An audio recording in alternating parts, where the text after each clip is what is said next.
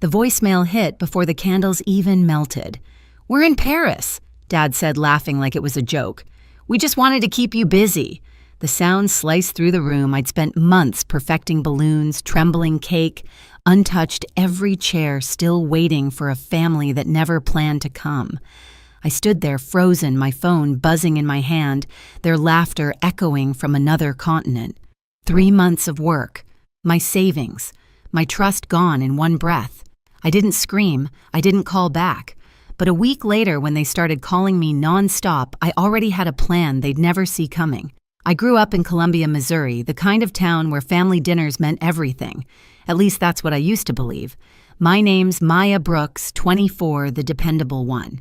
You can count on her daughter. I worked as an accounting clerk in a small local firm, 8 hours of spreadsheets, followed by another 4 hours planning everyone else's happiness. My parents called it helping out. I called it keeping the peace. 3 months ago, my little sister Addison turned 16. Sweet 16, her big milestone. I told myself it was my chance to make her feel special, maybe remind Mom and Dad that I mattered too. So I threw myself into planning the perfect night. I booked a cozy restaurant by the river, one with string lights and a soft jazz band. I hand-wrote every invitation, folded napkins into tiny stars, and spent half my savings on pink decorations because Mom said, "You know she hates purple." Every day during my lunch break, I'd sneak calls to the manager whispering about menu details while my boss glared over his computer. "Make it quick, Maya," he'd bark, and I'd rush to finish apologizing for caring too much. At night, my living room looked like a small event studio, balloons piled against the wall, ribbons tangled around my desk, sticky notes everywhere.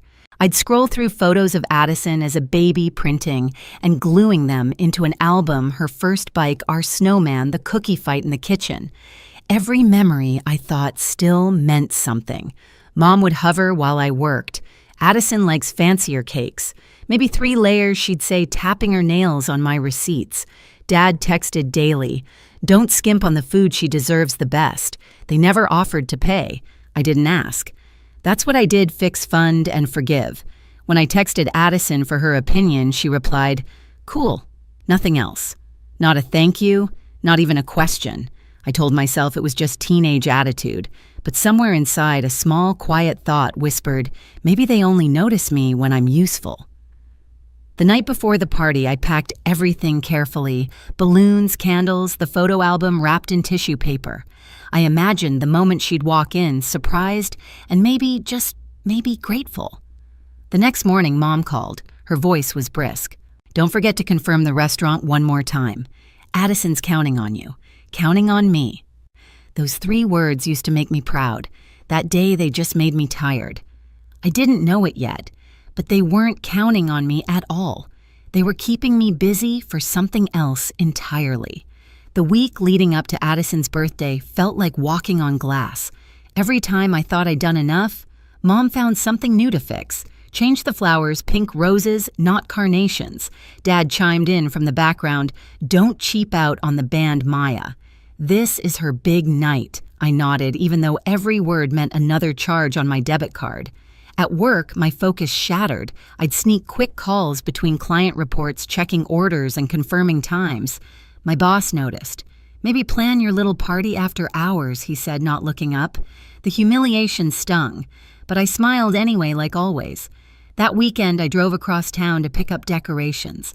My car smelled like frosting and latex balloons. I turned up the radio just to drown out my thoughts. Family meant sacrifice, I reminded myself. And I'd always been the one to hold things together. When I got home, Addison was sprawled on the couch, scrolling through her phone. "Hey, I'm almost done with your party plans," I said lightly. She didn't look up. Cool. Just that one word.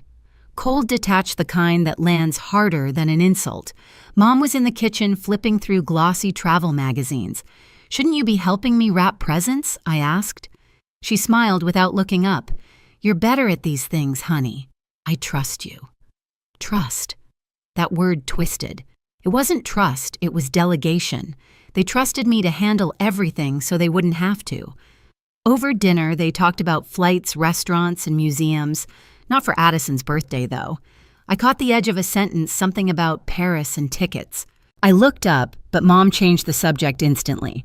"Don't forget to call the bakery tomorrow," she said too quickly. My gut tightened, but I brushed it off. They'd probably meant Paris Cafe, not Paris the city. That was the kind of faith I still had in them. The night before the event, I stayed up late packing centerpieces and gift bags, my eyes burning.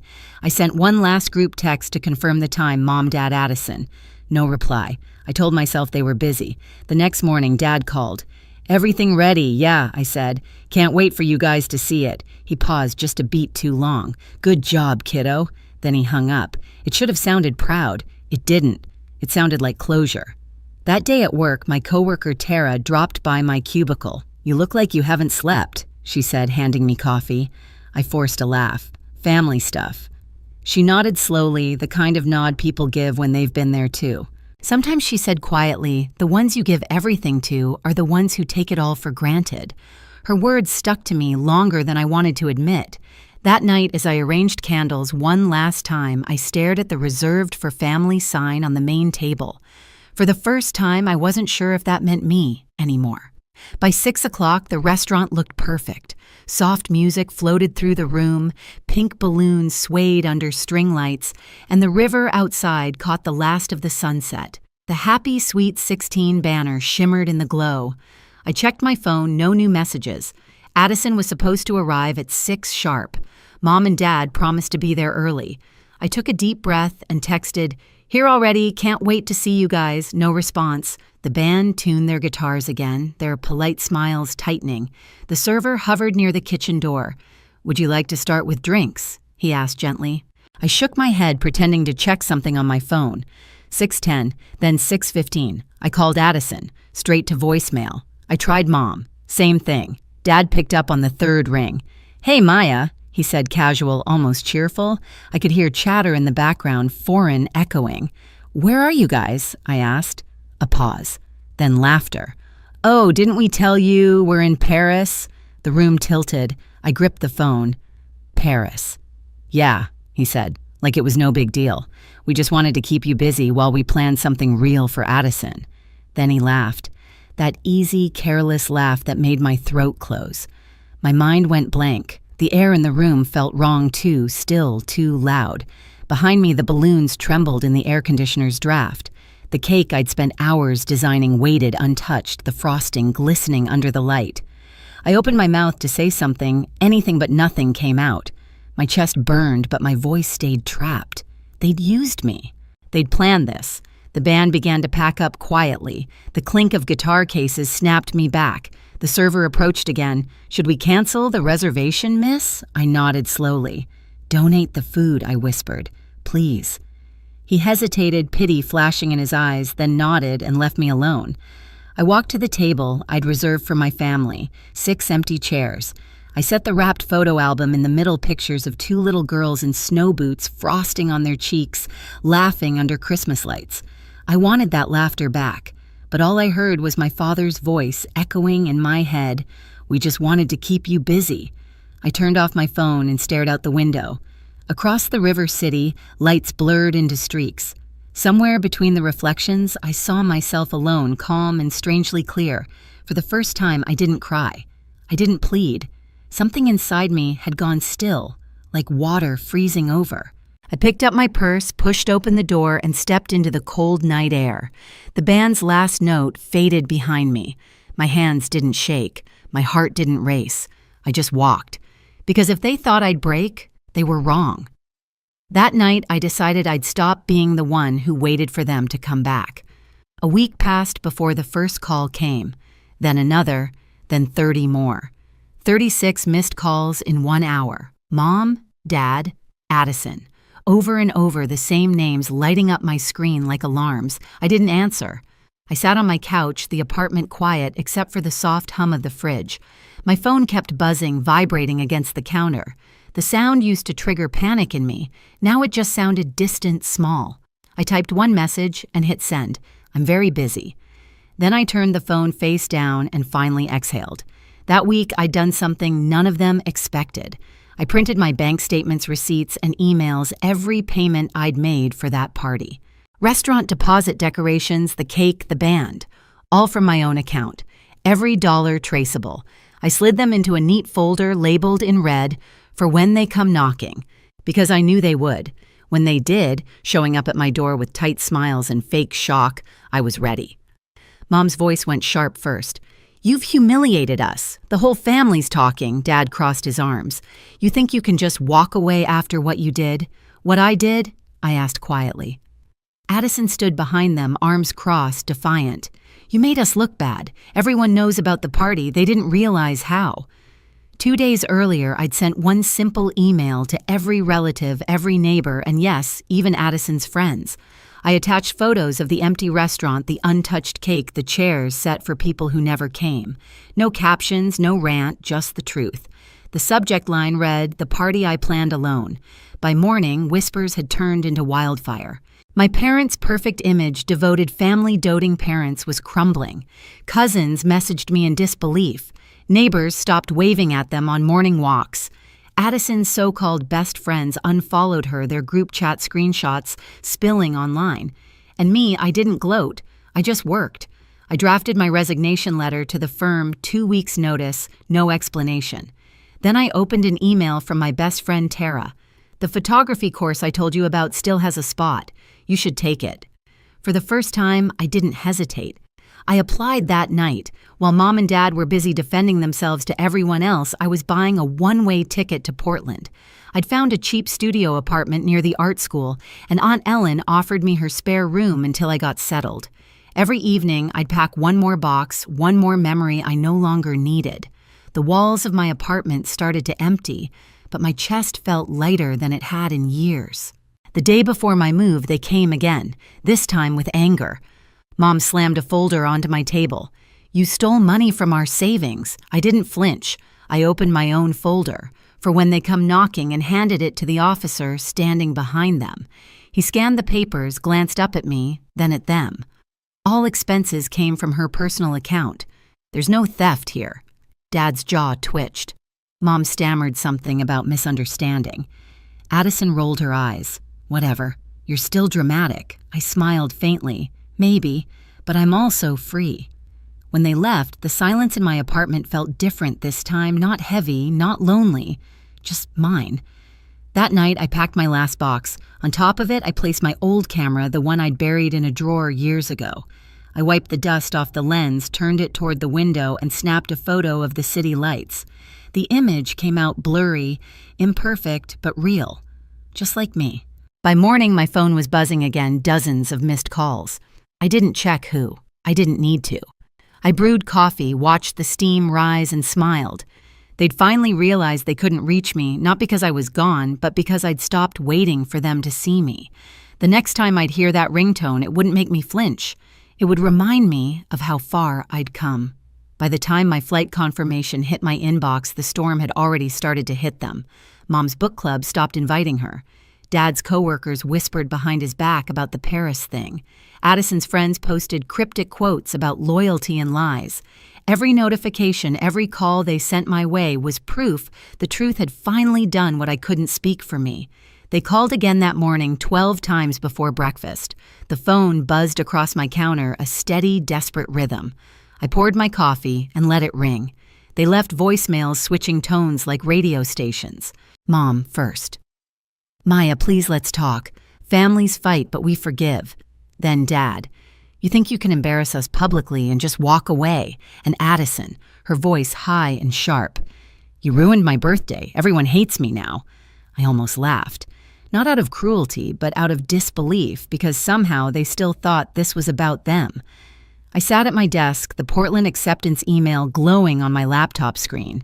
I hadn't smiled like that in years. For the first time, I had something that didn't revolve around their needs. A dream, a plan, a life.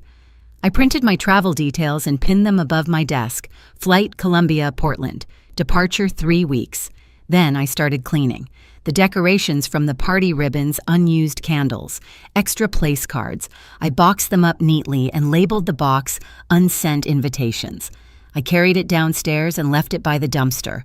Watching it sit there under the afternoon sun felt like setting a burden down. Later, I opened my bank app, $2,000 left. Tight, but enough. I made a list of cheap apartments near the school, part-time jobs that paid cash. I'd work in a coffee shop, maybe take photos on weekends. I didn't need much, just freedom. A few days later, the knock came. 3 sharp hits on the door. I didn't have to look through the peephole to know who it was. Kristen Mom caught herself. "Maya, please." Her voice cracked. "People are saying terrible things about us. You have to help fix it." I stayed still, one hand on the doorknob. "You taught me to clean up your messes," I said quietly through the door. "But this one's yours." A pause. Then Dad's low growl. "You owe us respect." "No," I said. "I owed you honesty." "And you threw it away in Paris." For a moment, silence. Then their footsteps faded down the hall. I leaned against the door, heart steady. The sound of them leaving didn't hurt. It sounded like space being made, space I could finally fill with my own life. That night, I sat by the window, camera in hand. The city lights outside blurred through the glass. I snapped one photo, just light and shadow, no faces, no family, no ghosts. It was the first picture in years that didn't belong to them. And as my phone buzzed again, 36 missed calls and counting, I smiled, whispered to the empty room, "I told you. I'm very busy." The morning I left Missouri, the sky was still gray with early fog. My suitcase bumped quietly behind me as I walked through the terminal. For once, no one was texting me instructions or asking for updates. Just silence, the good kind. At the gate, I glanced at my phone. One unread message from Mom. "We need to talk. Please come home." I stared at it for a long moment, then typed back 3 words, "I'm very busy." Then I switched the phone off for good. When the plane lifted off, Columbia shrank beneath the clouds, streets, houses, memories, all fading into soft distance. The farther I flew, the lighter I felt. Aunt Ellen met me at Portland's airport with a warm hug and a thermos of coffee. "Welcome home, kid," she said. That word home landed differently this time. It didn't mean duty or debt.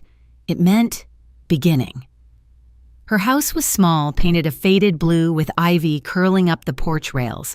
That first night, I unpacked only one thing, my camera. It felt alive again in my hands as if it had been waiting for me all along. When classes started, I walked into the photography studio with nerves buzzing under my skin. But the moment I looked through the lens, seeing light color and motion, I felt steady, whole. Every click of the shutter was like reclaiming a piece of myself I'd forgotten. Weeks passed. My parents stopped calling. Addison didn't text. The silence that once scared me had turned into peace. One rainy evening, I stood on a bridge, downtown, camera in hand, watching the streetlights ripple in the water below. The scene reminded me of that restaurant, lights, reflections, empty chairs. But this time, there was no ache, only quiet gratitude. Sometimes people ask me what happened after that night. I tell them this. They went to Paris, but I found freedom. And every time I take a photo now, I think of those words that ended everything and began something better. I'm very busy. If you've ever had to walk away from people who took you for granted, tell me in the comments, what did you choose for yourself instead? And don't forget to subscribe for more stories like this one, because sometimes the best revenge isn't anger, it's peace.